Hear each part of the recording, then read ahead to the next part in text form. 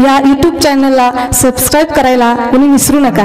आपणही ऐका आणि इतरांनाही सांगा. सबस्क्राईब करायला कोणी विसरू नका. आमचे नवनवीन तडका व्हिडिओ पाहण्यासाठी व्हिडिओ खाली दिलेल्या सबस्क्राईब बटनवर क्लिक करा आणि हो, या घंटीला क्लिक करायला अजिबात विसरू नका.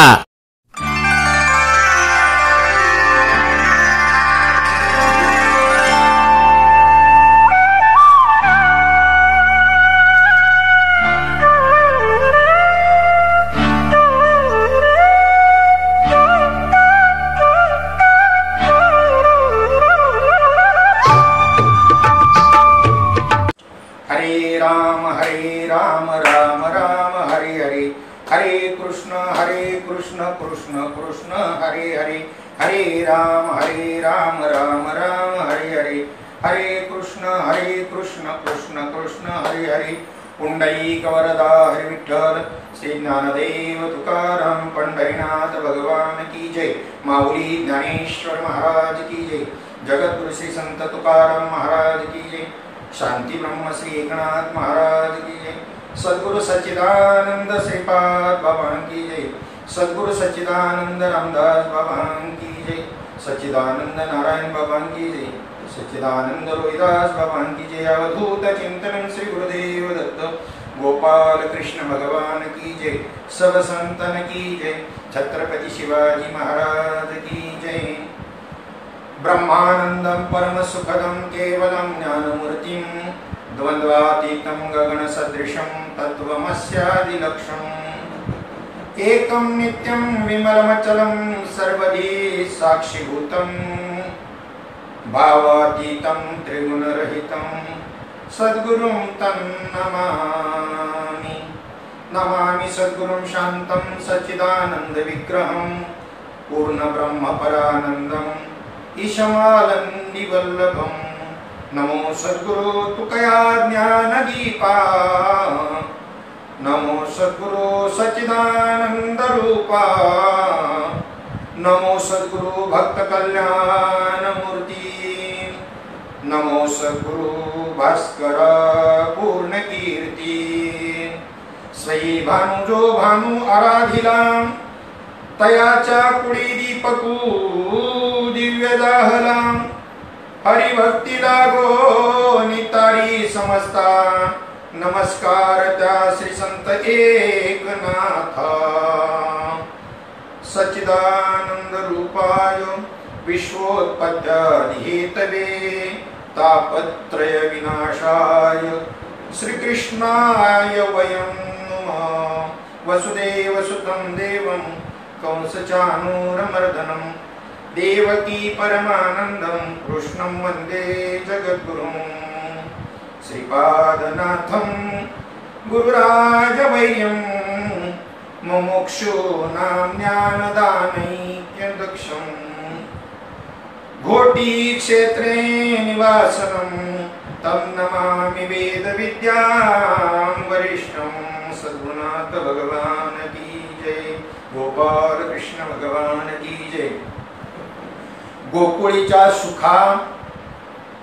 गोकुळीच्या सुखा अंत पार नाही लेखा, बाळ कृष्ण नंदा घरी आनंदल्या नरनारी.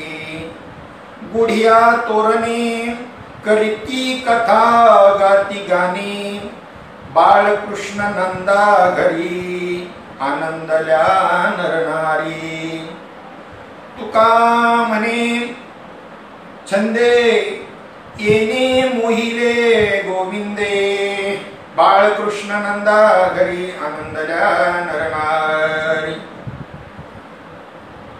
आनंद संप्रदाय मुंबई भक्त मंडळ यांच्या माध्यमामधून आणि ही फेसबुक लाईव्ह प्रवचन सेवा आज गोकुळाष्टमी निमित्त संपूर्ण जगद्भरामध्ये ब्रह्मांडामध्ये हा दिन विशेष साजरा केला जातोय. त्याचबरोबर अजून एक गोष्ट, आजचा दिवस विशेषत्वाने जो महाविष्णूने चा अवतार कृष्ण रूपाने या ठिकाणी अवतीर्ण झाला भूतलावर, त्याच पद्धतीनं याच दिवसाला आणि त्या ठिकाणी माऊली ज्ञानोबराय अवतीर्ण झाले संत रूपाने. असा आजच्या दिवसाचं महत्व आहे. साधूचा अवतार किंवा भगवंताचा अवतार याच्या मागचं जर कारण मीमांसा जर काय असेल तर श्रीमद भगवद्गीतेमध्ये भगवान परमात्मा सांगतात, परित्राणाय साधूनां विनाशाय च दुष्कृतां धर्म संस्थापनार्थाय संभवामि युगे युगे यदा यदा हि धर्मस्य ग्लानिर्भवति भारत अभ्युत्थानम् अधर्मस्य तदात्मानं सृजाम्यहम्. जगद्गुरु तुकोबाराय म्हणतात, धर्म रक्षावया अवतार घेसी आपुल्या पाळसी भक्तजना. तोच उद्देश या ठिकाणी संतांचा बी आहे. धर्माचे पालन करणे पाखंड खंडन हेच या महाकरणे काम बीज वाढवावे नाम. दोघांचाही उद्देश एक आहे, परंतु कार्य करण्याची प्रणाली मात्र भिन्न आहे. भगवान परमात्मा जो आहे तो घेऊन या चक्रगदा हाची धंदा करीतो, भक्ता राखी पायापासी दुर्जनाची संहारी. दुर्जनांचा संहार करण्याचं काम आणि हातामध्ये शस्त्र धारण करतो भगवान परमात्मा. मात्र आमचे संत मंडळी मात्र असे आहेत की म्हणतात, दुरितांचे तिमिर जावो विश्वस्वधर्म सूर्य पाहो, जो जे वांछील तो तेला हो प्राणी जात किंवा खळांची व्यंकटी सांडो. एकदा त्यांची तो वाकडेपणा निघून गेला म्हणजे मग त्यांना मारून काय करायचंय, वाकडेपणा निघून गेला की झालं का. म्हणजे संत हे एक पावलानं भगवंतापेक्षा पुढे आहे या बाबतीमध्ये. आणि मग धर्मो रक्षति रक्षिता, जो धर्माचं रक्षण करील धर्म त्याचं रक्षण करतो. परमात्म्याचा उद्देश आणि संतांचा उद्देश एकच आहे धर्माच्या बाबतीमध्ये, परंतु कार्य करण्याची प्रणाली पद्धत मात्र भिन्न भिन्न आहे. पुन्हा कृतत्रेता द्वापार कली या 4 युगांच्या एक चौकडी अशी 28 युग झाली. म्हणजे 28 महायुग, 4 युगांची एक चौकडी, असं 28वे हे कलियुग या ठिकाणी 28वे चालू आहे. द्वापारामध्ये कोणत्या त्रेतायुगामध्ये असा नवनाथ ग्रंथामध्ये उल्लेख येतो.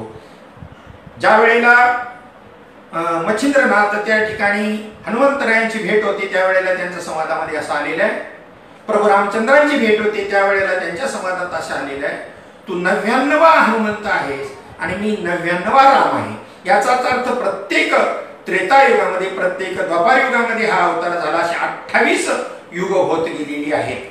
हे 28वा आता हे कलियुग आहे, पण याच्या अगोदरचं जे द्वापार युग झालं त्याच्यामध्ये 28वा द्वापार युग होतो. अशा पद्धतीनं भगवंताचा जो अवतार आहे हा कधीही ह्या गोष्टी नित्य असतात. कोणत्या भगवंताचा जो अवतार आहे, भगवंत हे नित्य असतात. भगवंताचे भक्त नित्य असतात.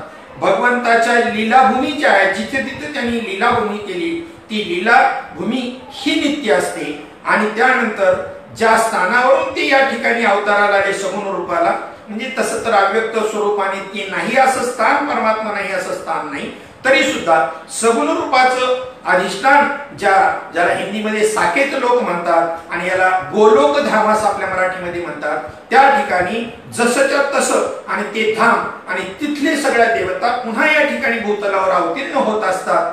कारण ज्या वेळेला भगवंताने अवतार घेण्याचं ठरवलं त्यावेळेला राधा मात्र त्या ठिकाणी इथे यायला तयार नाही. राधेनं सांगितलं अशा प्रकारची इथे जी यमुना आहे, इथे जे गोपाळ, इथे जे गवळण, इथे जे तुमचं स्वरूप आहे, हा इथे जो आनंद आहे तो तिथे भूलोकावर नसला. तेव्हा भगवान परमात्म्याने सांगितलं की हे असंच्या असं सगळं तिथे असणार आहे.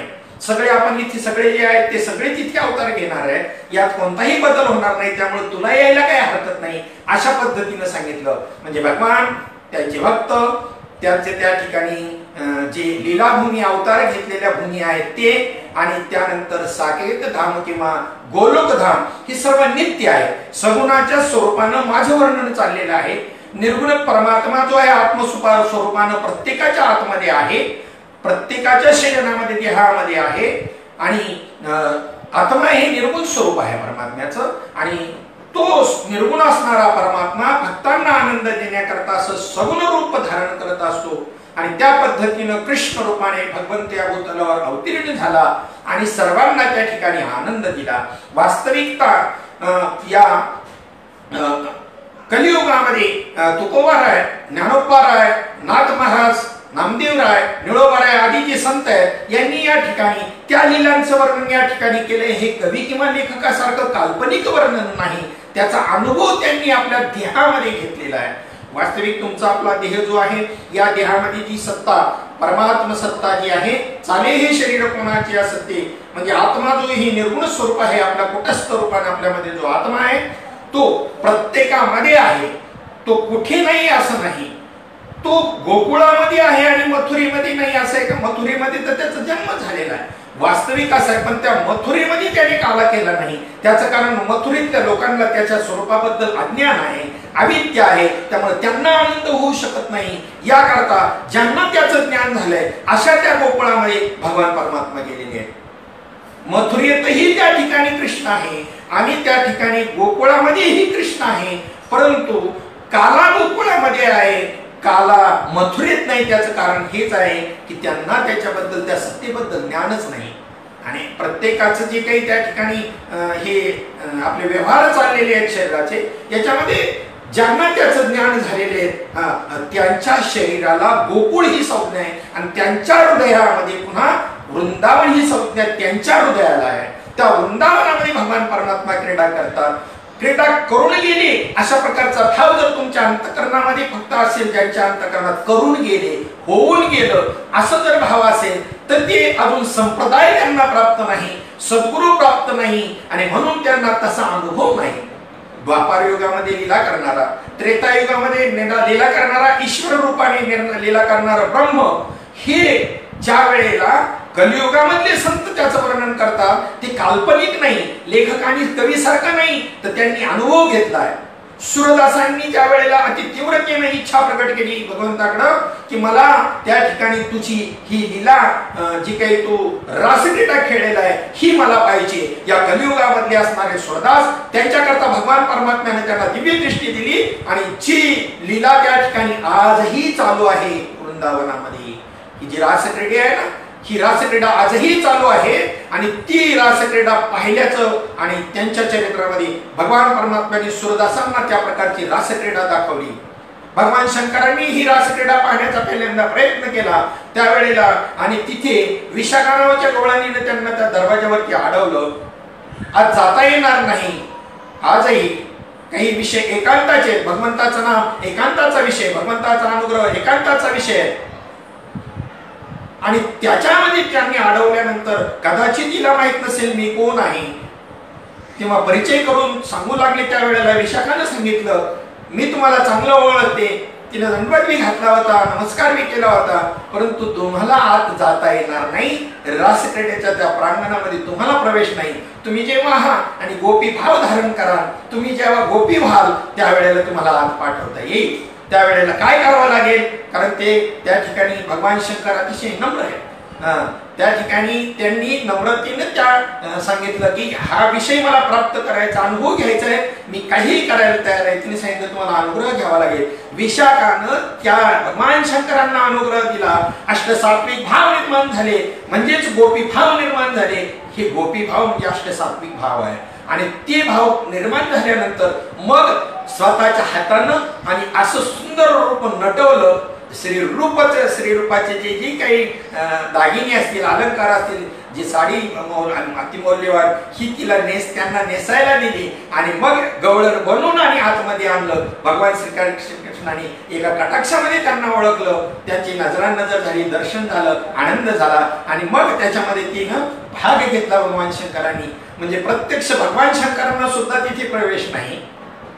अनुग्रह ज्याला म्हणतात, दीक्षा ज्याला म्हणतात तिथे. मग काही माणसं म्हणतात तुम्ही काय एकांतामध्ये जाऊन करता, जरा इतिहास पहा. भगवान शंकरांनी पार्वतीला सुद्धा नामाचा उपदेश करताना एकांतात केलेला एक शिरसिंधू परिसरी शक्तीच्या कर्ण कोहरी नेनो कैसरी त्रिपुरारी सांगितले. आणि अष्टसात्विक भाव म्हणजे गोपी भाव आहे, त्यालाच गोपीचंदन म्हणतात. आम्ही गंधगोळ्या ओळखतो आणि त्याला गोपीचंदन म्हणतो. अजून आम्हाला माहित नाही म्हणजे गोपीचंदन काय आहे.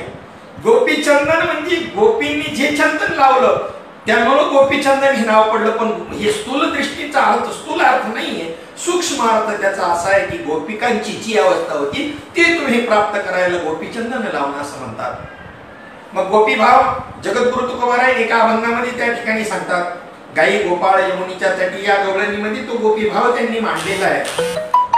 शिरे चोळिया त्या धुता विसरती, ऊर्ध्व लक्ष लागले कृष्ण मूर्ती, पुन्हा नाठवे हा पुन कुळ जाती, झाल्या तटस्थ सकळा नेत्रपाती हो. ऐशा गोपिका त्या कामातुरा नारी, वस्त्रदूत असताना त्या डोळ्यांनीच चित्त वेधलं गेलं वेणुनाथानी, तर त्यावेळेला त्यांची तटस्थ अशी दगडासारखी मूर्तीसारखी अवस्था झाली.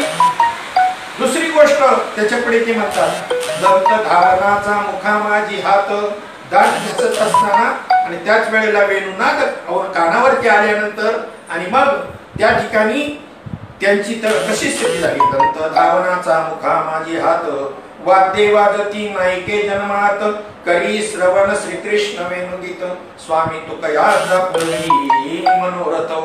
हा गोपीचंदन आहे बरं का, याला म्हणतात गोपींची जी अवस्था त्याला गोपीचंदन असं म्हणतात. वैष्णवांनी गोपीचंदन लावला पाहिजे, गंधगोळ्या उघडणं नाही. त्यांना ठेवा, आमचे धनराज महाराज नेहमी म्हणतात गंधगोळ्या उघडणे नाही. आणि श्रीपाद बाबा मी नेहमी ऍक्शन करून सांगायचे, हातावरती पाणी घेऊन असं गंधगोळी घेऊन कीर्तनातून सांगायचे, भाऊ असे गंधगोळ्या उघडणारे लय आहेत. होऊन गेलं, कृष्ण होऊन गेला आणि हे सगळं गोपाळ होऊन गेले नाही, आजही आहे. कलियुगामध्ये सर्व संत हे आता कलियुगामध्ये झालेले आहेत. माऊली ज्ञानोबा अधिकारी मी मगाशी सांगितले तेवढे, आणि यांना जर त्या पद्धतीचा अनुभव प्राप्त झाला म्हणजे त्यांनी तो गोपीभाव, गवळ्यांचा भाव, गोपाळाचा भाव, त्या गोपाळांचा भाव हा सगळा आपला चित्तामध्ये त्या ठिकाणी धारण केला आणि त्यामुळे त्यांना या ठिकाणी जे द्वापार युगामध्ये अनुभव प्राप्त झाले सगळं त्या ठिकाणी गोपाळांना, गोपिकांना तेच यांना सुद्धा प्राप्त झाले. आणि ते आम्हाला प्राप्त होण्याकरता आम्ही सद्गुरूला, संतांना शरण गेलं पाहिजे. सच्चिदानंद श्रीपाद बाबा, रामदास बाबा, नारायण बाबा, माने बाबा अशा प्रकारची ही संत मंडळी ज्यांना आपल्याला भाग्यवंतांना लाभली आणि त्यांनी हा अनुभव आपल्याला आणून दिला. अजूनही आज आपल्या या गोकुळामध्ये शरी गोनामिंद्रिय आणि त्यांचं कुळ, त्याच्यामध्ये वृंदावनामध्ये वेणू वाजतोय आणि वेणू वाजल्यानंतरची ही अवस्था आहे, बाह्य अवस्था जी निर्माण होते. म्हणून जिथे अनुमान प्रमाण वेदांतामध्ये सांगितले दूर निघतो ना त्या अर्थी अग्नी निश्चित आहे, आणि ज्या अर्थी ही अवस्था पाहतात आपल्याला दिसत असते तर अंतरचे धावे स्वभावे बाहेरी, आपल्या अंतःकरण वृत्तीमध्ये जो भाव आहे तो बाहेर प्रकटत असतो. या न्यायानं त्याच्या उलट जर आपण असं घेतलं की बाहेर ही अवस्था दिसते, याचाच अर्थ आतमध्ये वेणुनादाचा अनुभव ती वृत्ती घेते शरीरामध्ये. वृंदावनी वेणू वेणू कवनाचा माये वाजे, वेणुनादे गोवर्धनु गाजे, उच्च पसरोनी मयूर विराजे, मज पाहता भासती यादवराजे. वृंदावनी वेणू वेणू कवनाचा माये वाजे, वेणुनादे गोवर्धनु गाजे. काय अवस्था तिथे. भानदास महाराज, एकनाथ महाराजांची पंजोबा, ज्यांनी विजयनगरवरून कर्नाटक मधून पांडुरंगाला पुन्हा पंढरपुरामध्ये आणले. विजयनगरच्या राजाने पांडुरंगाला इथून घेऊन गेले होते. त्या भानदास महाराजांची ही गवळण नाही. त्याच्यामध्ये ती सांगतात ऋणचारा चरू विसरलेली, गायी व्याघ्रे एके ठाई झाली, पक्षी कुळे निवांत राहिली, अशी स्थिती झालेली. एवढंच नाही तर यमुना जळ स्थिर स्थिर वाहे, सर्वात चंचल असणारी यमुना नदी ही सुद्धा स्थिर स्थिर वाहते वेणुनादामुळे. त्यावेळेला त्या वेणुनादाच्या भगवान कृष्ण परमात्म्याच्या चरित्रामध्ये आलेला असा भाग आहे. कंसाच्या त्या ठिकाणी सेवकांनी ज्या वेळेला ह्या गायींना सोडून त्या ठिकाणी घेऊन गेले, कृष्ण भगवंतांनी गोपाळांना सांगितलं थांबा, काही धावपळ करू नका. आणि घेऊन गेल्यानंतर त्यांनी त्यांना बांधून ठेवलं त्या जनावरांना. आणि त्यावेळेला कृष्ण भगवंतांनी एकूण फक्त वेणू वाजवला. ती सगळी बंधनं तोडून त्या गाया त्या ठिकाणी आणि पुन्हा आणि गोकुळामध्ये आल्या मथुरेमधून. हे सामर्थ्य त्या वेणुनादाचं आहे. आणि त्याच पद्धतीने ज्याच्या अंतःकरणामध्ये हा वेणुनाद त्या ठिकाणी एकदा का अनुभवाला आला की त्याचं वेळ लागतं त्या साधकाला. आणि मग त्या ठिकाणी तो सुद्धा असं वाटत पाहत असतो कुठं वैष्णव मेळावा आहे का, कुठं अखंड हरिनाम सप्ताह आहे का, कुठं वारी आहे का, आणि त्या ठिकाणी मला हा आनंद प्राप्त होईल. कारण हा जो आनंद आहे हा गोकुळाचा आनंद. त्या गोकुळाच्या आनंदाला काय नाही, गोकुळीच्या सुखा अंत पार नाही लेखा, त्याला अंत नाही. अंतर, आता समुद्राचं पाण्याचा अंत नाही असं आपण म्हणतो, वास्तविक पाहता त्याचाही अंत आपल्याला आता या विज्ञान युगामध्ये लागलेला आहे. उदाहरण देण्याकरता कळण्याकरता उदाहरण द्यावं लागतं, म्हणून दृष्टांत द्यावा लागतो. परंतु त्याला जसा आपण अंत नाही तसं त्या ठिकाणी या गोकुळीच्या सुखाला काय नाही, अंत नाही. म्हणजे त्याची खोली अशी आगाध आहे आणि त्यानंतर त्याला पार नाही. म्हणजे पलीकडचा तीर जो म्हणतो ना, हा पलीकडचा तीरच नाही. किती चालावं, किती साधना करावी, किती अनुभव प्राप्त झाला तरी अजूनच प्राप्त व्हावा, अजूनच यावा अनुभव हा, असंच वाटत जातं. तृप्ती भुकेली काय करू असं होतं, किंवा भूक अशी संपतच नाही असं म्हणलं तरी थोडा कमीपणा वाटेल. संतुष्टता प्राप्त होते, पण पुढती आस सेवा विहे असं भक्तीचं लक्षण आहे. हा परमानंद, ब्रह्मानंद, आत्मानंद, भक्तीचा आनंद हा त्या ठिकाणी म्हणजेच गोकुळीचा आनंद आहे. या गोकुळीच्या सुखाला जगद्गुरु तुकोबाराय म्हणतात, गोकुळीच्या सुखा अंत पार नाही, लेखा अंत नाही आणि पार सुद्धा नाही, आणि याचा लेखा सुद्धा करता येणार नाही. या ठिकाणी पृथ्वीची त्या ठिकाणी कागद केला, मेरू पर्वताची गोरू केला, लेखणी केली, आणि समुद्राच्या पाण्याची शाई केली. आणि श्री गणेश भगवान जर त्या ठिकाणी यांचे गुण लिहायला जर बसला, लीला चरित्र लिहायला बसला, तरी सुद्धा लिहिली जाणार नाही, पूर्ण होणार नाही. अशा प्रकारचं ह्या भगवंताचं गुणवर्णन आहे, गुण आहे. सगुण लीला धारण करून भगवान परमात्मा त्या ठिकाणी हे गुण करत असतो. यादवांचा पोर एक गोप्या भला, तो अवघेची खेळ खेळला रे. दुष्टांना मारल्यानंतर, कंसाधिकांना मारल्यानंतर पुन्हा आपल्या कुळाचा सुद्धा नाश केला. कारण हे पुढे यांचं राज्य आले, म्हणजे यांना सुद्धा अभिमान तयार झाला आणि हेच पुढे दुष्ट होते, म्हणून त्यांना सुद्धा ठेवलं नाही. यादवांचा पोर एक गोप्या भला, तो अवघेची खेळ खेळला रे. लहान थोर अवघी मारली, तो खेळच मोडून गेला रे. ऐक खेळ या तुला सांगतो, जाणून खेळ खेळे रे. असा हा भगवान परमात्मा एवढ्या आनंदामध्ये, त्याला दुःख नावाची गोष्टच नाही, त्याला तर भगवान असं म्हणतात. आणि त्याचं स्वरूप मी नमनाच्या श्लोकामध्ये या ठिकाणी भागवतामधल्या पद्मपुराण अंतर्गत जी काही भागवताचं महात्म्य सांगितले त्याच्यामधला पहिलाच अध्यायातला पहिला श्लोक आहे की आमचा कृष्ण भगवान परमात्मा ही एक व्यक्ती नाही, ही एक शक्ती आहे. ज्याला तुम्ही अव्यक्त निराकार म्हणता, तोच सगुण रूप धारण करून भक्तांना आनंद देण्याकरता आलेला आहे. सच्चिदानंद रूपाय, सच्चिदानंद स्वरूप असणारा असा तो आमचा कृष्ण परमात्मा आहे. विश्वोत्पत्त्यादि हेतवे, विश्वाची उत्पत्ती स्थिती आणि लय करणारा असा तो, असं सामर्थ्य बाळगणारा असा तो आमचा श्रीकृष्ण आहे. तापत्रय विनाशाय, त्रिविधता आदिदैविक आदि भौतिक आणि आध्यात्मिक तिन्ही तापांचा नाश करणारा श्रीकृष्णाय वयं नमः, त्या श्रीकृष्णाला आम्ही नमस्कार करतो. असा श्रीकृष्ण परमात्मा आहे. जन्माद्यस्य इति हा जो श्लोक त्या ठिकाणी नमनामध्ये भागवतामध्ये घेतलेला आहे, त्याच्यामध्ये सुद्धा आमचा परमात्मा कसा आहे, त्याचं स्वरूप कसं आहे. जरी हे सगुण रूप आमच्या समोर आलेलं असलं तरी त्याचं अव्यक्त स्वरूप जे आहे तिथूनच हे आलेले. अव्यक्ताकाराले गुणवंत, घाली दंडवत पूजोनिया. तुकोबाराय सुद्धा सांगतात की आम्ही सुद्धा ज्या ज्या वेळेला जे जे घेतले अवतार, तुका त्यांच्या बरोबर निद्रा केली होती पायी. जेव्हा तुम्ही शेषावर झोपलेला होता त्यावेळेला तुमच्या पायाजवळ आम्ही बसलो होतो. तुकोबाराय म्हणतात निद्रा केली होती पायी, सवेची लंका घेतली ती. जेव्हा लंका घेतली तुम्ही त्या युद्धाच्या प्रसंगी आम्ही तुमच्या बरोबर होतो. सवेची लंका घेतली ती, सवेची लंका घेतली ती, वानर गोपाळ गाई सवे घेऊन फिरत असो. राम अवतारामध्ये आम्ही तुमच्या बरोबर वानर होतो आणि कृष्ण अवतारामध्ये आम्ही गोपाळ होतो. तुम्ही आपण सुद्धा सगळे होतो. बाबा नेहमी सांगायचे की त्या ठिकाणी आपणही त्या ठिकाणी होतो, म्हणून हा विषय आज आपल्याला प्राप्त झाला. त्यावेळेला त्या काळामध्ये भगवंताच्या बरोबर अनेक राजे मनुष्य होते त्या ठिकाणी, परंतु कुणीही भगवंत कार्याला मदत केली नाही. श्रीपाद बाबा सांगायचे वानरांनी आणि अस्वलांनी मदत केली, म्हणून त्या वानरांना आणि अस्वलांना त्या ठिकाणी ब्रह्मज्ञान सांगितलं रामप्रभूंनी. आणि कृष्ण अवतारामध्ये जे गोपाळ आहेत गवळणी गोपाळ यांनी भगवंताच्या कार्याला मदत केली, परंतु जे काही इतर मानव होते त्यांनी मात्र मदत केली नाही, उलटा विरोध केला. आणि आपण त्या ठिकाणी तुकोबराय जसं म्हणतात, जाऊन या तेथे साधिली समाधी तुका म्हणे तजी होतो आम्ही.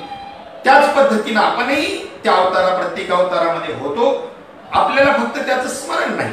मी हा योग पूर्वी विवस्वानला सांगितला, ईश्वाकुला मनूला सांगितला. 4थ्या अध्यायामध्ये गीतेच्या ज्या वेळेला भगवंत म्हणतात इमं विवस्वते योगा प्रोक्तवान मनसूये, त्यावेळेला कृष्ण भगवंताने अर्जुनाने शंका उपस्थित केली की कालचा गवळ्याचा पोरगा तो, आणि आम्ही पूर्वजांच्या तोंडून सूर्य कधीचा, ईश्वाकू कधीचा, मनू कधीचा हे ऐकलेलं आहे, आणि माझ्या बुद्धीला हे पटत नाही. त्यावेळेला भगवंतांनी सांगितलं बहुनी मी व्यतीतानी जन्मानी अपरंपार भवतो जन्म.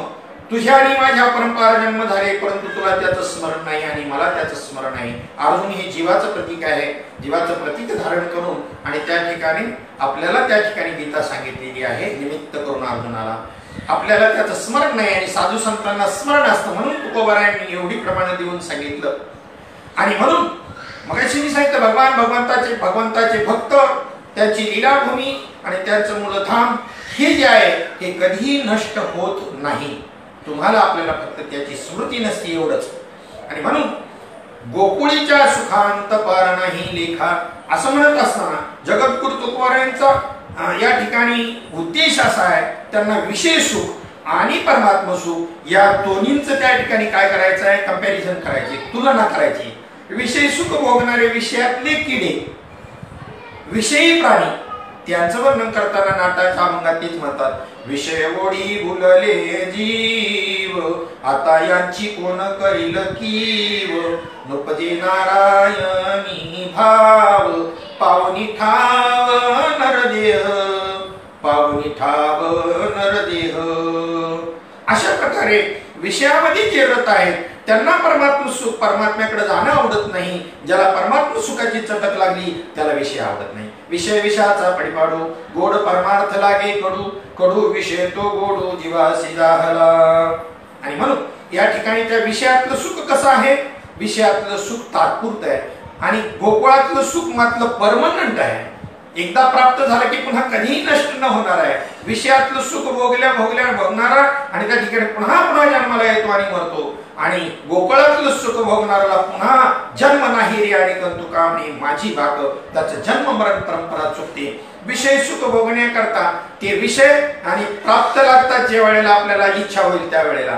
प्राप्त जरी झाले तरी ते भोगण्याकरता इंद्रिय सक्षम नसतील तर चणा खाण्याची इच्छा गेलेली नाही, पण मुखामध्ये दातच नाही, त्याची किती तळमळ होत असेल चणे पाहून पहा बरं. आणि अशा प्रकारे विषय जे आहे ते परावलंबी असं सुख आहे. इंद्रिय त्या ठिकाणी आपल्या अधीन नसतात आणि विषयांची इच्छा गेलेली नसेल, अशा वृद्धापकाळामध्ये कंडिशन असताना त्या विषयाच्या सुखाबद्दल अतिशय व्याकुलता चित्तामध्ये निर्माण होते, स्थिरता निर्माण होत नाही आणि पुन्हा त्याच विषय वाचण्याच्या योगानं देह सुटल्यानंतर पुन्हा जन्माला जावं लागतं. विषय सुखाबद्दल माऊली ज्ञानोबरायांनी त्या ठिकाणी आणि मांडलेला जो विषय आहे तो असा आहे, जिही आपण पे नाही देखले, ज्यांनी आपल्याला स्वतःला पाहिलं नाही म्हणजे आत्मसाक्षात्कार करून घेतलेला नाही, तेच ही इंद्रियार्थी रंजने, तेच या विषय सुखामध्ये रंजतात म्हणजे त्याच्यामध्येच ते रत होतात, त्यांनाच ते विषय आवडतात. ज्यांना आत्मसुख प्राप्त नाही, जैसे रंग काळू कैले तुषा ते सेवी, जसं काही पिंकीचे कडे काय चिळशी घेतली माऊली म्हणतात, पू मध्ये आणि नरकामध्ये असणाऱ्या किड्यांना त्याची किळस येत नाही, त्यांना तेच वारंवार आवडत असतं. पण आत्मसुखाला प्राप्त झालेली जी वृत्ती आहे ती पुन्हा विषयाकडे अपेक्षा करत नाही. ना तरी मृगे तृषा पीडिते संभ्रमे विसरोनी जळाते, मग तोय बुद्धी बरडिते ठाकून येती. मृग जळामाग धावून जसं हरिण त्या ठिकाणी आणि असं जे रान आहे माळरान आणि त्याच्यावरती त्या ठिकाणी आपलं तोंड घासील आणि रक्तबंबाळ होतं, तैसे आपण पे नाही दिठे जया ते स्वसुखाचे सदा खराटे, तयाशीच विषय गोमटे आवडती. तसं ज्याने आपल्याला पाहिलं नाही म्हणजे आत्मसुखाचा अनुभव घेतलेला नाही, त्यांना त्या ठिकाणी हे स्वसुख कधीही प्राप्त होत नाही, स्वस्वरूपाचं सुख. आणि त्यांनाच हे विषय आवडत असतात, गोमटे वाटत असतात. एरवी विषय सुख, विषयी सुख आहे माऊली म्हणतात एरवी विषयामध्ये सुख आहे, हे बोलण्याची सारिके नव्हे, हे बोलणंच व्यर्थ आहे. कारण तरी विद्युत स्फुरणे कान पाहे जगा माझी. विषयामध्ये सुख जर असतं तर ही जी वीज चमकून जाते ना आणि त्या ठिकाणी ती जर उजेड देत असती तर प्रकाशाची काही आवश्यकता पडली नसती, लाईटची काही आवश्यकता पडली नसती, दिव्याची काही आवश्यकता पडली नसती. त्या उजेडाला काही अर्थ आहे का विजेच्या? तसं विषय सुख जे आहे ना ते त्या आधी वीज चमकली आणि निघून गेली, तसं विषयाचं सुख आहे, आला आला आणि गेलं गेलं. सांगे वात वर्षा तो कुधरे ऐसे आब्र छायाचे जरी सरे तरी त्रिमाळे काही धवळारे करावे का. एखादं ढगाळ आलं उन्हाळ्याच्या दिवसामध्ये तुमच्या डोक्यावरती तर खूप गार वाटतं नाही का, बरं वाटतं नाही का माणसाला. परंतु त्याने जर सावली प्राप्त होत असती तर 3-3 माळ्याच्या बिल्डिंगी कोणी बांधल्या असत्या का? माऊली ज्ञानोबा म्हणतात त्या ठिकाणी. म्हणजे विषयामध्ये सुखच नाही, तुम्हाला आपल्याला भ्रम निर्माण झालेला आहे. कुत्र्याने हाडूकचा घडावं आणि त्या हाडकामधून रक्त नाहीये, त्याच्याच दातामधून आणि त्या ठिकाणी रक्त येत असतं. पण त्या कुत्र्याला असं वाटतं की हे रक्त त्या हाडामधून, हाडामध्ये कुठं रक्त असतं का? तरी माणसाने तरी कुत्री अजून हाड जगून राहिले. विचार करा ना, हाडामध्ये रक्त नसतं. मग विषय सुख भोगत असताना सुद्धा जे सुख आहे ना ते विषय सुख नाहीये, ते परमात्म सुख आहे, ते गोकुळीचं सुख आहे. पण त्याला तसं वाटत नाही, ही त्याची अविद्या आहे, अज्ञान आहे. भगवंताच्या संगतीबद्दल गोपाळ बोलत असताना एक अभंग तुकोबारायांचा आहे. त्याच्यामध्ये ते म्हणतात की घरी ताकाचे सरोवर येथे नवनीताचे पुर. तुम्ही आता आम्हाला किती ढकलून लावलं तरी आम्ही जाणार नाही. आम्हाला ह्या सुखाची, गोकुळच्या सुखाची गोडी निर्माण झालेली आहे. तू जरी इथून आम्हाला आता हकलून लावशील ना आम्ही जाणारच नाही, प्राण देऊ तुझ्या चरणाजवळ पण जाणार नाही. कारण आम्हाला माहितीये या सुखाचा आम्ही अनुभव घेतलेला आहे, विशेष सुखाचा अनुभव आम्हाला आहेच आणि त्यात परमात्मा गोकुळच्या सुखाचा अनुभव प्राप्त झालाय ना. आता मात्र त्या ठिकाणी दोन्ही सुखामधला फरक हा दृष्टांताने तुकोबाराय देतात. काय देतात की घरी ताकाचे सरोवर, म्हणजे विषयामधलं जे सुख आहे ते ताकासारखं आहे. ताकामध्ये काय निरस आहे, ते ताक सार नाही, असार आहे ते. आणि त्याच्यामधून मात्र नवनीत जे निघालेले आहे ना दोन्ही, ते मात्र सार आहे. तसं या ठिकाणी इथे नवनीताची पूर आहे तुझ्या संगतीमध्ये. गोकुळच्या सुखामध्ये काय आहे, घरच्या सुखामध्ये, विशेष सुखामध्ये काय आहे तर घरी ताकाचे सरोवर येथे नवनीताचे पुर. आणि त्यानंतर एका अभंगामध्ये माऊली ज्ञानोबा म्हणतात विशेष सुखाबद्दल बोलताना, ऐसा ते आलिया ओळगाशा रंग धरू, ओळगाशा रंग धरू. या शरीराला तुम्ही प्राप्त झालात ना नरते आला तर भगवान परमात्म्याला प्राप्त करा. नाहीतरी संसारू, नाहीतरी संसारू जाईल रया. नाही तर संसारात जन्माला येऊन तुमचा काही उपयोग होणार नाही. कोणाचे गणगोत, कोणाचे मायबाप, मृग जळवत जाईल रया. हे गणगोत, आई वडील, हे सगळं मृग जळवत आहे, हे सगळं लयाला जाणार आहे. विषयाचे समसुख, विषयाचं जे सुख आहे, बेगडाची बाहुली दिसायला अतिशय सुंदर आहे बेगडाची बाहुली, पण टिकणार किती. विषयाचे समसुख बेगडाची बाहुली आणि आभराची सावली जाईल रया. अभंगातून सांगितलं आभराची सावली. मग अशी गोवी मधून सांगितलं की मेघाची, ढगाची आलेली सावली जर आपल्याला सावली देत असतील तर 3-3 माळ्याची घरं त्रिमाळके धवळारे बांधावी का, कोणी बांधली नसती. अशा प्रकारे विशेष सुख आणि गोकुळचं सुख याच्यामधला फरक आपल्या समोर साधू संतांनी मांडलेला आहे. या ठिकाणी गोकुळीच्या सुखा जगदगुरु तुकोबाराय म्हणतात, अंत पार नाही लेखा, अंतही नाही आणि पारही नाही आणि त्याचा लेखा होऊ शकत नाही. बाळकृष्ण नंदा घरी आनंदल्या नरनारी. दुष्टांचं निर्दलन करण्याकरता ज्या परमात्म्यानं या ठिकाणी गोकुळामध्ये अवतार घेतला होता, वास्तविक किती सुद्धा एक अध्यात्म आहे. अवतार घेत असताना मथुरेमध्ये बंदी शाळेमध्ये कंसाच्या भगवान परमात्म्याने अवतार घेतलाय. पण तुकोबाराय मात्र असं म्हणतात, कृष्ण गोकुळी जन्मला दुष्टा चळका सुटला. त्यांचं म्हणणं मात्र असं आहे की गोकुळात कृष्ण जन्मलेला आहे. जन्म द्यावं, तिथे मथुरीत जन्म उपयोग नाही, मग अशीच सांगितलं. त्यामुळं त्यांना त्याचं ज्ञानच नाही, अज्ञान आहे, अविद्या आहे त्यांच्याजवळ. म्हणून इथे तुकोबाराय म्हणतात कृष्ण गोकुळी जन्मला, गोकुळामध्ये जन्मला. या अर्थाने म्हटलेलं आहे की तुमच्या या गोकुळामध्ये आणि त्याचा जन्म होऊ द्या. मग भक्ता चळका सुटला, होता कृष्णाचा अवतार असं म्हटलेले. होता, झाला कृष्णाचा अवतार असं भूतकाळात वाक्य वापरले नाही. होता कृष्णाचा अवतार आनंद तिनारी नर, म्हणजे कृष्णाचा अवतार होता म्हणजे होता म्हणजे झाल्यावर होतो. कृष्णाचा अवतार जेव्हा होतो, होता कृष्णाचा अवतार असं वर्तमानकालीन वाक्य वापरलेलं आहे. या करता हा अनुभव आजही आपल्याला प्राप्त होतो. आजही गोकुळ आहे, आजही वृंदावन आहे.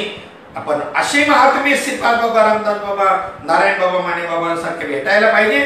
तुकोबारायांना बाबाजी चैतन्यासारखे महात्मे भेटले, त्यांनी त्यांना तो अनुभव आणून दिला. बाळकृष्ण नंदा घरी आनंदल्या नरनारी. कृष्णाचा अवतार ज्या वेळेला झाला, आता बाकीची कथा मी सांगत नाही, वेळ नाही आपल्याकडं. म्हणून या ठिकाणी गोकुळामध्ये भगवान कृष्णाला ज्या वेळेला नंदबाबा घेऊन आले, त्यावेळेला पाहना त्या ठिकाणी त्यांची सर्व बंधनं तुटली. त्यांनी आधी शंका उपस्थित केली. भगवंतच म्हणतात की तुम्ही म्हणाल की हातामध्ये मनाच्या बेड्या आहेत, 9 दरवाजे उलगडून तिकडे जायचं, तिथे पहारेकरी आहेत, तर काही चिंता करू नको. भगवंतानीच त्या ठिकाणी आणि शंखचक्र गदा पद्मधारी स्वरूप बैलांना धारण करून, रूप धारण करून आणि वसुदेवाला सांगितलं होतं नंदाच्या घराला मदनी गोकुळाला. त्या पद्धतीने त्यावेळेला तुम्ही शंका घ्या तर घाबरू नका. मनसी द्वारपाळ तेम्या मोहिले सकळ. हे द्वारपाळ जे आहेत ना, मी सगळी माझ्या मायेनं मोहून टाकलेले आणि खरोखर. आणि ही जी बंधने त्याच्याबद्दल हातापायामध्ये जी काही बेड्या होत्या, बस भगवंतानं कृपा दृष्टीनं पाहिल्याबरोबर आपोआप बेड्या तुटल्या. शृंखळा, हातामधल्या बेड्या, पायामधल्या बेड्या तुटल्या. बंदाच्या आरगळा कड्या कुलपे, जे काही दरवाज्यांना कड्या होत्या, कुलप होती, आरगळा लावलेल्या होत्या, त्याही तुटून निखळून पडल्या. 7-8 दरवाजे उघडले. द्वारपाळ झोपी गेले. ही भगवंताची माया आहे. आणि डोक्यावरती घेऊन आणि त्या ठिकाणी कृष्ण भगवंताचा जो जन्म आहे रोहिणी नक्षत्रामध्ये, बुधवार तिथी, रोहिणी नक्षत्र, गोकुळ अष्टमी, अशा पद्धतीने भगवान परमात्म्याचा जन्म सांगितलाय. म्हणजेच एका जनार्दनी ऐशी अष्टसात्विक भाव उत्पन्न होता देव कृपा करी. ही अष्टमी आपल्या जीवनामध्ये अवतरित झाली ना. जसं वसुदेवाच्या पोटी त्या ठिकाणी वसुदेवाच्या पोटी वासुदेव आला, त्या पद्धतीने आपल्या ठिकाणी सुद्धा तो वासुदेव आहेच. वासुदेव सर्वमिती समहात्मा सुदुर्लभः.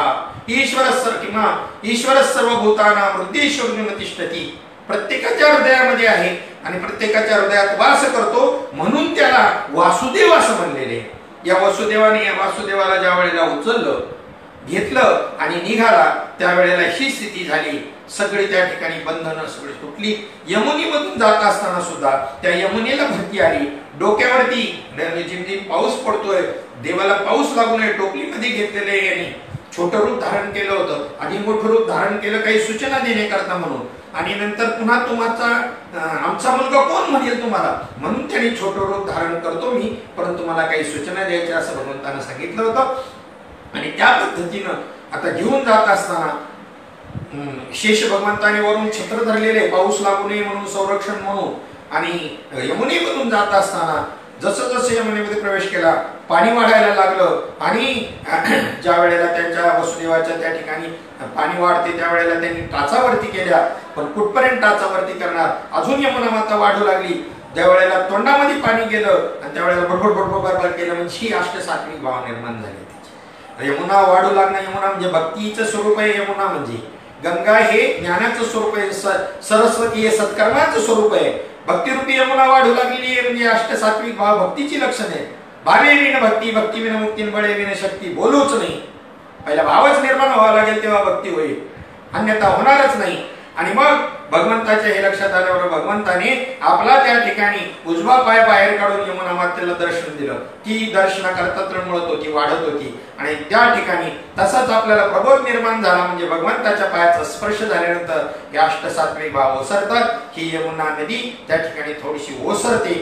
आणि मग पुढे त्या ठिकाणी आल्यानंतर गोकुळामध्ये आल्यानंतर नंदाच्या घरामध्ये त्या ठिकाणी सगळे झोपलेले आहेत नंदाच्या वाड्यामध्ये. आणि भगवंताने सांगितलेल्या पद्धतीनं तिथे यशोदेच्या पलंगावरती शेजारी त्या ठिकाणी तिला योगमायेने अवतार घेतला होता. भगवंताने सांगितलेल्या पद्धतीनं मुलगी जन्माला आलेली होती आणि त्या ठिकाणी त्या जागेवर या कृष्णाला ठेवलं, तिला उचललं आणि निघाले. म्हणजे ज्या वेळेला देवाला उचललं होतं उचलला कमळापती पायीची बंधने गळती अशी स्थिती आहे. आणि ज्या वेळेला आता मायेचा अंगीकार केला त्यावेळेला पुन्हा बंधनात पडला. पहा हा प्रभाव.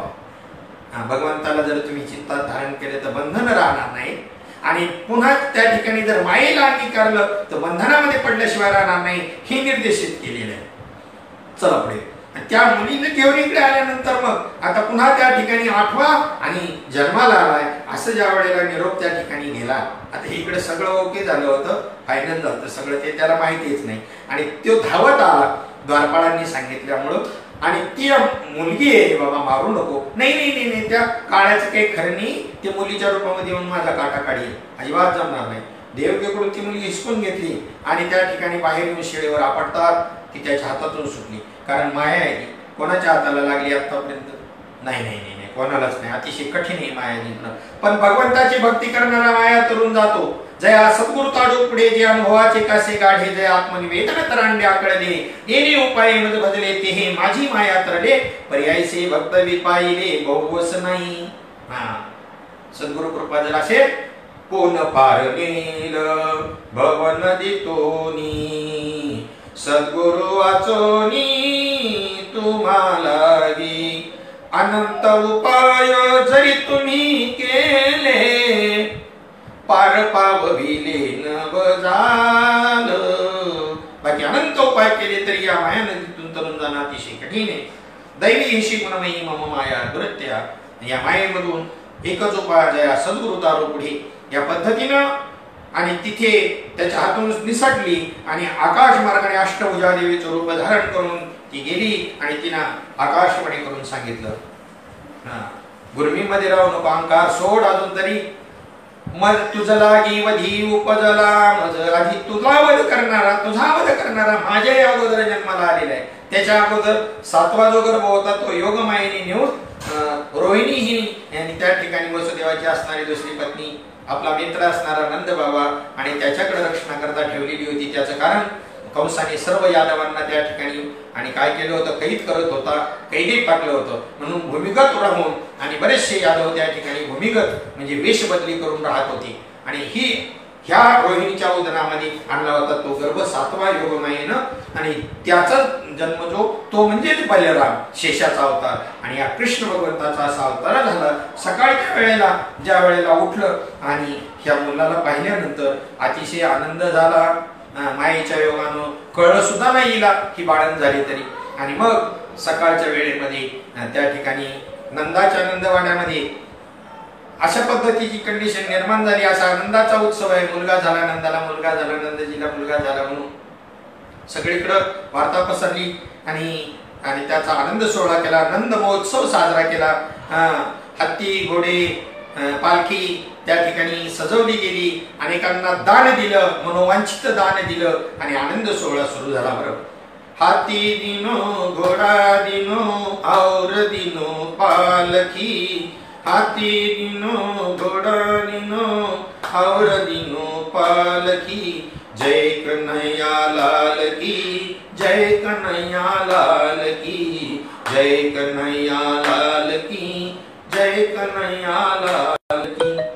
हाथी दिनो घोड़ा दिनो और दिनो पालकी हाथी दिनो घोड़ा दिनो और दिनो पालकी जय कन्हैया लाल की जय कन्हैया लाल की.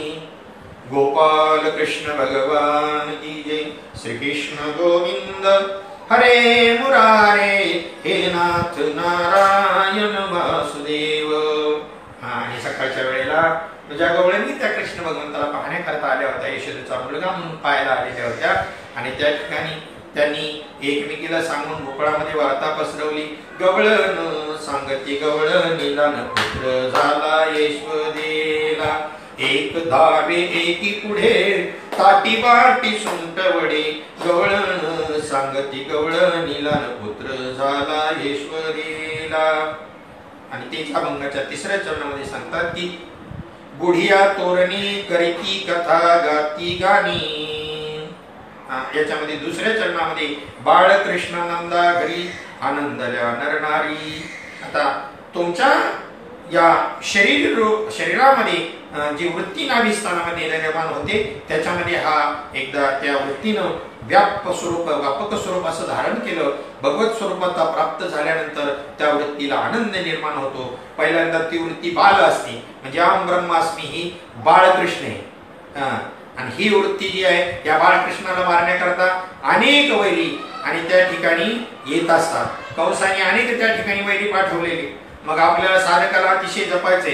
आपल्या हृदयामध्ये जर अवतार झालेला आहे, आपण त्या ठिकाणी कृष्णाचा अवतार झाला की नाही तुमच्या हृदयामध्ये, साठविला हरीची ही हृदय मंदिरी, त्यांची सरळी एक झाला सुफळ व्यापार. त्या ठिकाणी तुमचं कर्तव्य, तुम्हाला काही निश्चय करायचा आहे. आता निश्चयावर यायचे, बुद्धी निश्चय आत्मज्ञान या वृत्तीवर यायचे. मग त्या ठिकाणी संकट येणार, तुमचा परमार्थ खंडित करण्याचा प्रयत्न होईल. म्हणजे सहजासहजी जरी ते आपल्याला प्राप्त झालं, सहजासहजी नाही झालेलं तसं तुम्हाला आपल्याला वाटत असेल, परंतु अनंत जन्मापासून आपण तपश्चर्या केली आणि ह्या परमात्म्याला प्राप्त केलेले. आणि त्या ठिकाणी आता कंस जो आहे, कामयेश क्रोधयेश ज्याला म्हणतात, अशा प्रकारचे हे आपल्यामध्ये असणारे वैरी, ते ज्ञाननिधीचे भुजंग विषयदरीचे वाघ भजन मार्गीचे मांग मारक जे हे चैतन्याच्या शेजारी वसती ज्ञानाच्या एका हरी म्हणून महामारी प्रवर्तित दिना. यांना चैतन्याचंच बळ आहे, चैतन्याला लागून आहे, चंदनाच्या झाडाला लागून साप असतात तसे, म्हणून ते ज्ञाननिधीचे भुजंग म्हटलेले. यांना मारणं सोपी गोष्ट नाही. म्हणून यांच्यातलं चैतन्य काढून घेण्याकरता सद्गुरू एक युक्ती करतात, तुमचा प्रेतरूप असा शरीराचा भाव करतात, म्हणजे यांचंही बळ क्षीण होतं. असे हुशार आहे. तुका म्हणे युक्तीची आग खोली आणि म्हणून ठेवली पायी डोही. मग असा हा बालकृष्ण मारण्याकरता पहिल्यांदा पुतना म्हणजे काय, म्हणजे तुमची जी विषय वासना आहे ती वासना. एक काळ असा येतो अनुग्रह घेतल्यानंतर साधना करताना की त्या ठिकाणी विषय वासना पहिल्यापेक्षा जास्त वाढत असतात. परंतु समजून जा, तुमच्यामध्ये आता ही तुमच्या कृष्णाला मारण्याकरता ही पुतना आलेली आहे. तुमच्या लक्षात घ्या, हे पुतण्याला नष्ट व्हायला काय टाइम लागतो. संत चरण रज लागता सहज वासनेची बीज जळून जाई. या क्षणामध्ये तिचं स्तनपान करून या कृष्ण भगवंताने काय केलं, मी कथा सांगणार नाही, आपल्याकडे वेळ नाही तेवढा. मग ही पुतना म्हणजे वासना आहे धनज्ञ. मग आघ बक केशी मारिले दारुण अवघी दैत्य खाणी बुडविली. वेगवेगळी रूप धारण करून ती राक्षस त्या ठिकाणी यायची. आघासूर, आघासूर म्हणजे त्या ठिकाणी आघ म्हणजे पाप, या प्रत्येकाला अर्थ आहे. बकासूर, बकासूर म्हणजे आपलं ध्यान कसं असतं, बगळ्यासारखं असतं. एका पायावर उभा राहतो बगळा, असं वाटेल काय साधू आहे, काय ध्यान लावले, पण त्याची अशी अर्ध्या मिलित नेत्र असतात डोळे, आणि बरोबर पाण्यामधला माशाची हालचाल झाल्याबरोबर झोपलेला कोणता आणि जागा कोणता बरोबर टिपतो लगेच. असे याला बगुला ध्यान म्हणतात, बक ध्यान म्हणतात. अशा प्रकारचं बक ध्यान भगवान परमात्मा ठेवत नाही, खऱ्या ध्यानाला लावतो. ध्यानाची येवणीवरी चित्ता निघा म्हणजे बकासूर मारला. तुमच्यातलं जे बगळ्यासारखा परमार्थ चालला असा ना, ढोंगी परमार्थ, तो दंभ, तो ढोंग आपल्या वृत्तीमध्ये येते, तो दोष राहू देत नाही. हे भगवान परमात्म्याने बकासुराला मारणे. आघासूर म्हणजे पापच नष्ट करणे, याला आघासूर मारणे. आघासूर, बकासूर अशा प्रकारचे जे दैत्यखानी, अवघी दैत्यखानी उडवली. महाबळ भटाची जी फजिती केली म्हणजे काय, महाबळ म्हणजे विद्वान. किती विद्वान असाल तुम्ही, शास्त्री ग्रंथी काय असाल ते, पण तुम्हाला याचा अनुभव आहे का गोकुळच्या सुखाचा? नाही ना. पण त्यांची फजिती करतो भगवान परमात्मा.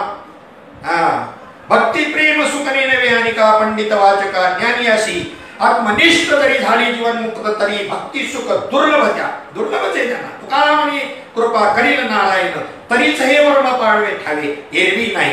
आणि महाबळ भट्ट असा गुरमीमध्ये होता. आजचे पंडित ज्ञानी ज्ञानी नाहीच म्हणता यायचं, ज्ञानी कधीच गुरमीत नसतो, खरा ज्ञानी डुप्लिकेट असते. पण हे पंडित नुसते शास्त्राचा वेदांताचा अभ्यास केलेले पण अनुभव नसणारे, त्यांची फजिती केलेली आहे देवानी. महाबळ भट्ट हा त्यांचा प्रतिनिधी आहे.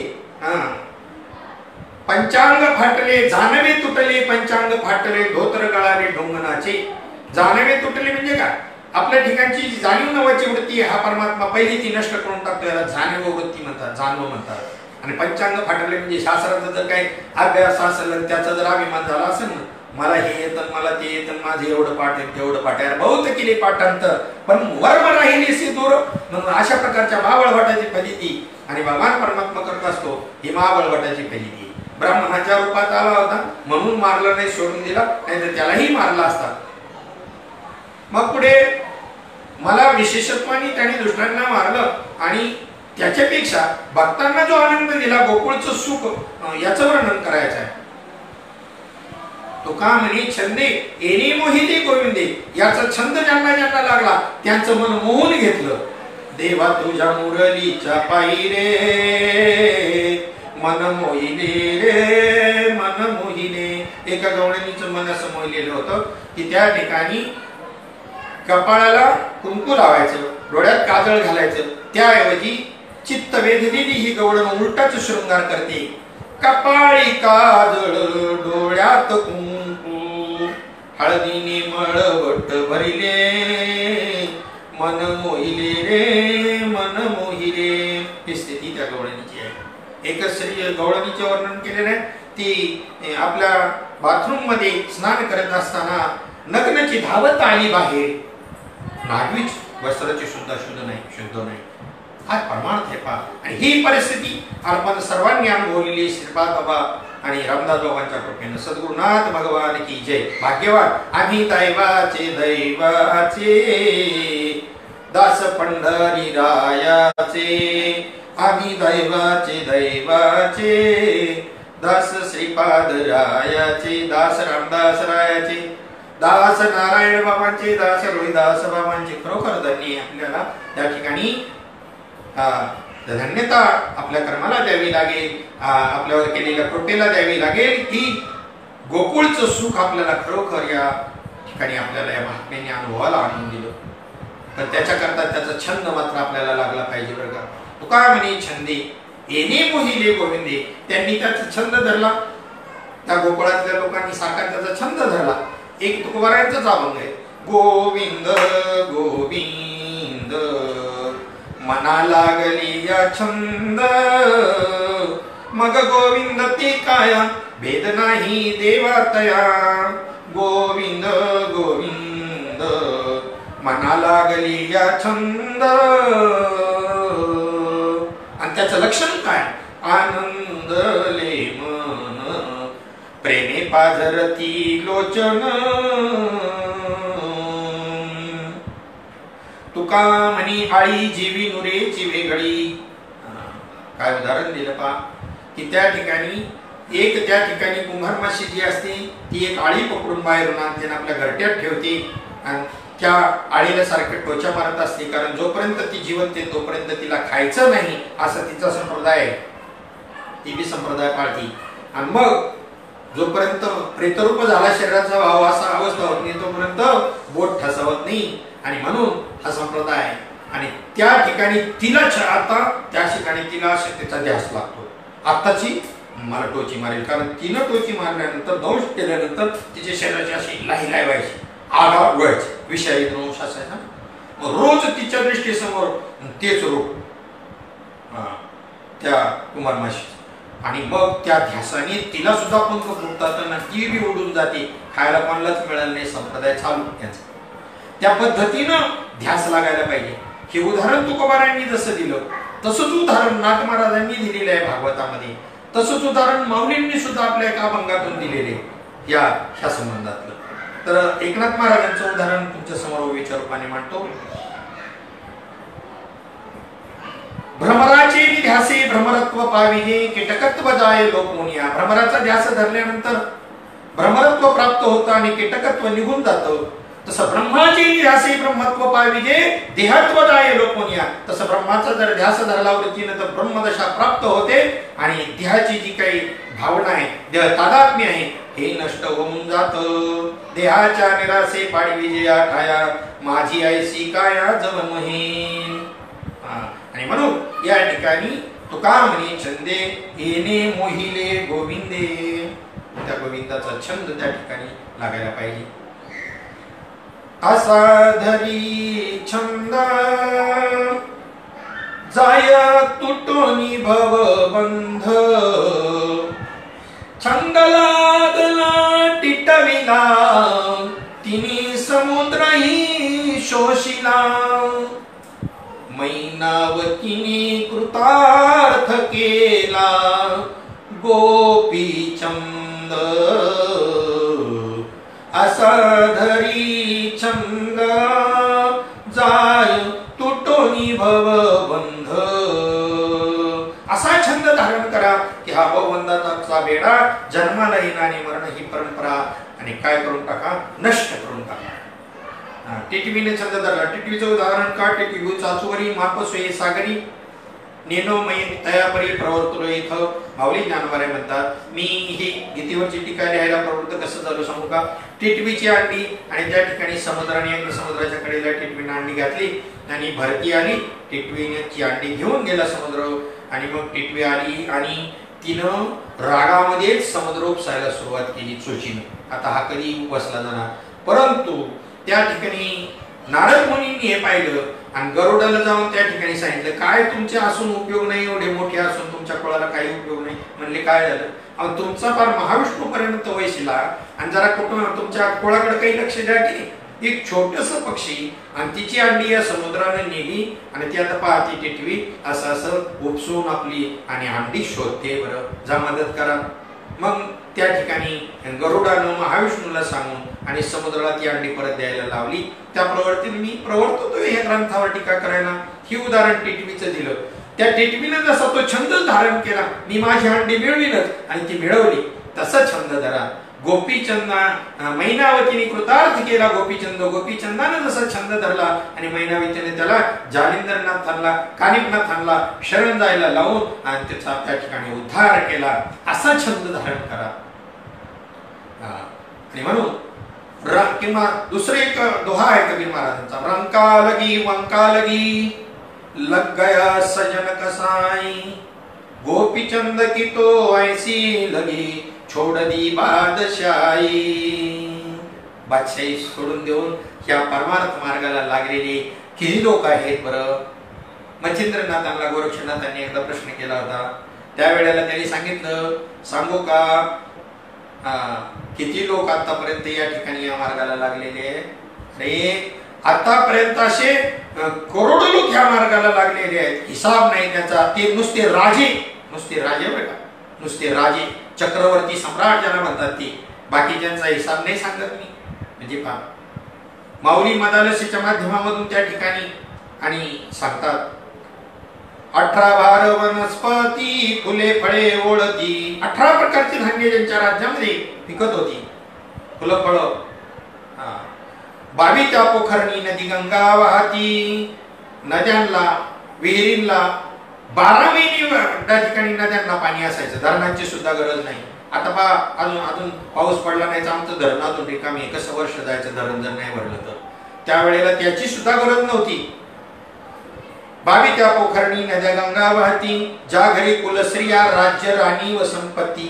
अशा प्रकारे वैभव 18 भार धान्य जिथे पिकायचं नद्या नाले वर्षभरामध्ये कायम आणि वाहत असायच्या। कुलवान स्त्रिया ज्यांच्या घरामध्ये पण ते सुख सांडोनिया कासया योग सेविती। ते सुख सोडून योग का सेवत करत होते?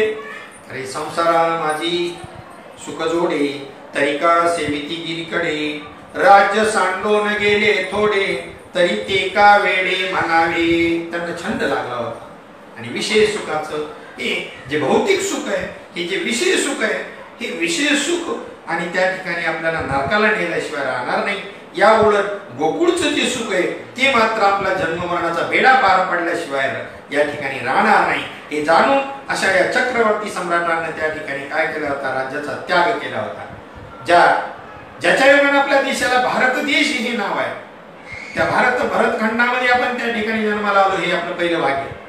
भरतखंडी नरदेह प्राप्ती हे तव परम भाग्याची संपत्ती तेथही विवेकी परमार्थी त्याचा वशवर्ती मी परमात्मा। हे उद्धवा जो या भरतखंडामध्ये जन्माला आला आणि माझी भक्ती करू लागला त्याच्यासारखा भाग्यवान कोणी नाही बरं। भरतखंडी नरदेह प्राप्ती ही परम भाग्याची आणि तेथही विवेकी परमार्थी त्याचा वशवर्ती मी परमात्मा। त्याच्या वशीभूत मी होऊन राहतो। अशा प्रकारचं भाग्य आपलं पण नुसतं जन्माला भरतखंडामध्ये येऊन नाही उपयोगाचं। त्या भरतखंडात जन्माला येऊन सार्थक करून घ्यायचं। काय करून घ्यायचं? मनुष्य देहाचे ज्ञानी सच्चिदानंद पदवी घेणे एवढा अधिकार नारायणी कृपावलोकनी दिला असे या नरदेह देऊन तुम्हाला तो सच्चिदानंद पदवी प्राप्त करायची आत्मस्वरूपाचं गोकुळचं सुख प्राप्त करण्याचा अधिकार या नरदेहाला दिलेला आहे. तो ज्याने बजावला असेल तर तो भाग्यवान आहे. नुसतं जन्माला येऊन उपयोगाचं नाही. आणि मग डोकरीला एका वेळेला 12 होत्यात. तुम्ही काय भरतखंडामध्ये जन्माला येऊन कीर्ती कमवली. धन भौतिक सुख याचे तर वार्ताच करू नका. कोरोनाने आता सगळ्यांची जिरवली. म्हणजे मी तुमची उपेक्षा करून बोलतो असं नाही. मला बी वाईट वाटतंय. लवकर जगाचा व्यवहार सुरळीत व्हावा अशी माझी बी इच्छा आहे. हवत नाही. खूप दुःखदायक अशा गोष्टी आहेत. काहींना खायला अन्न नाही. हे सगळ्या गोष्टी असताना मी त्या ठिकाणी विनोद करत नाही. परंतु ही जी गोष्ट झालेली आहे ही त्याच्या सत्तेने झालेली आहे. कारण एवढ्या जगामध्ये अख्ख्या जगामध्ये त्याचं संशोधन अजूनपर्यंत होऊ नये. किती विद्वान पडलेले. चंद्रावर जाणे पत, मंगळावर जाणे पत, केवढी मोठी सॅटेलाइट, केवढी सामग्री, प्रक्षेपणास्त्र काय, युद्धाच्या सामग्री काय काय, विमानांच्या गती काय काय, हे सगळं संशोधन झालं. आणि या कोरोना नावाच्या रोगावरती मात्र तुम्हाला त्या ठिकाणी लस मिळवणे म्हणजे हे काय. अरे भगवंतानी सगळं पूर्वीचं जनजीवन जे होतं ते कसं होतं आणि त्या जीवनावरती त्या जनजीवनामध्ये आणण्याचा प्रयत्न भगवंतानी या निमित्तानं केलेला आहे. जनसंख्या नियंत्रण करायची नाही. आम्हाला त्याचा विरोध करायचा. आम्हाला त्या ठिकाणी तो कायदा पास करून द्यायचा नाही. मग भगवंताच्या इच्छेत जर आलं अजून तर लाखांनीच मरतायत. करोडोनी मरायला लागल्यानंतर नियंत्रण करायला त्याला काय टाइम लागेल. तुम्ही नियंत्रणाला जर विरोध करत असाल पण त्याच्या जर मनात आलं कारण त्याला ते नियंत्रण ठेवणंच आहे ना. ठीक आहे. ह्या गव्हर्नमेंट जे आहे त्या गव्हर्नमेंटनी त्या ठिकाणी हा कायदा आणला. त्यांचा चाललेला आहे प्रयत्न आणि निश्चित आणणार आहे ते.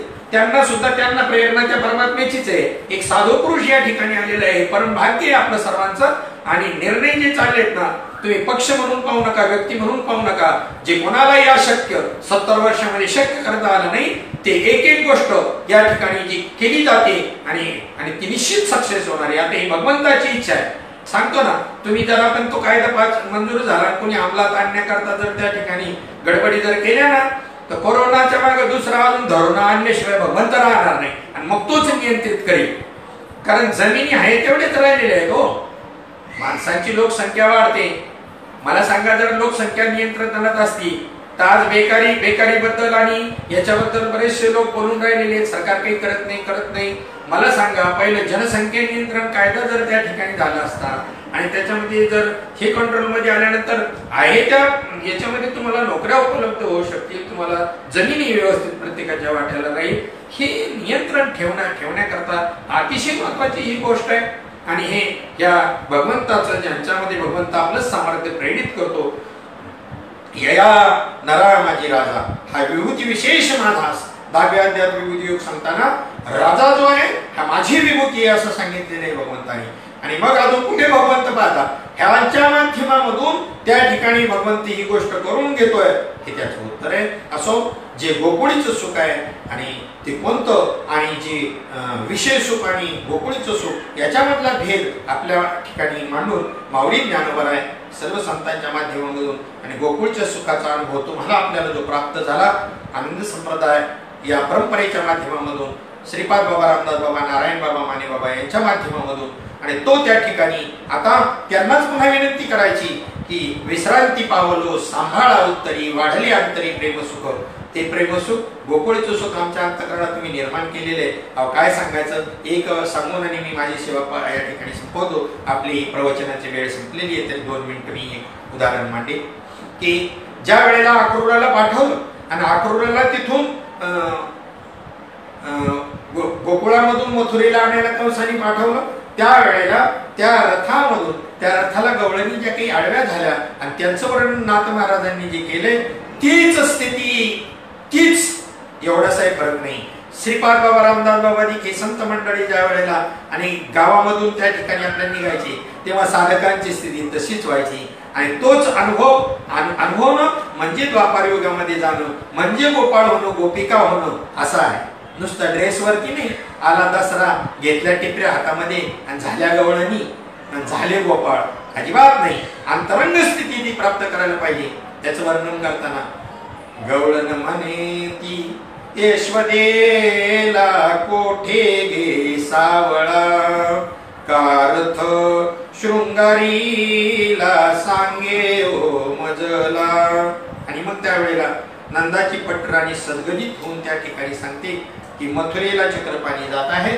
त्यावेळेला त्या गवळणीची जी स्थिती आहे, रथी चढले वनमाळी आकांत गोकुळी, भूमी पडल्या व्रजबाळी कोण देहाती सांभाळी, नयनीच्या उदकाने भिजली धरणी, या नंदाच्या अंगणी मिळाल्या गवळणी.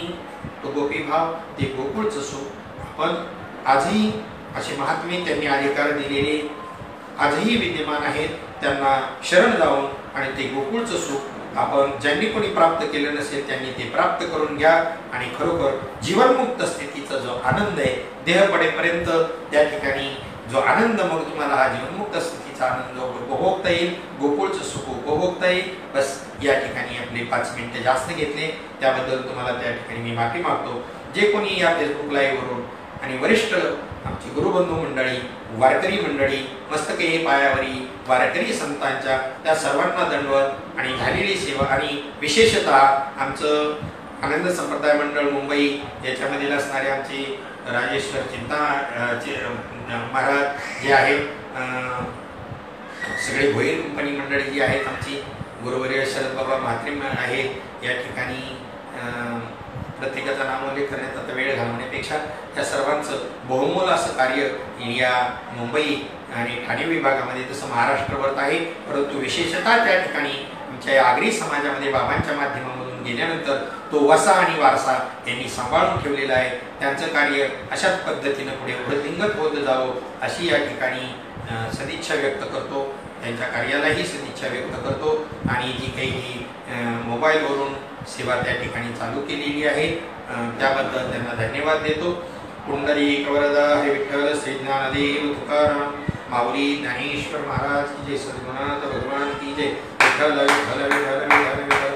पुंडलिक वरदा हरी विठ्ठल, श्री ज्ञानदेव तुकाराम, सद्गुरुनाथ भगवान की जय, माऊली ज्ञानेश्वर महाराज